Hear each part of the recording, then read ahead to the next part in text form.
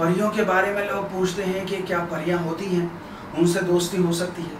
तो देखिए, दुनिया की बहुत सी तहजीबों और कल्चरों में इसके तस्करे मिलते हैं। और अब तो चूँकि इनके किस्से और कहानियों पर ड्रामे, सीरियल और फिल्में आ रही हैं, तो ये ख्याल यकीन में तब्दील होने लगा है कि गोया कि यकीनन ये कोई मखलूक है।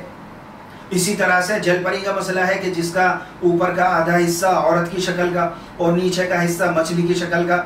चूँकि सीरियल वगैरह में इनकी तस्वीरें चलती फिरती सामने दिखाई देती हैं, तो ये यकीन सा आने लगता है लोगों को कि इनका वजूद है और किसी से भी इनका ताल्लुक़ हो सकता है, दोस्ती हो सकती है।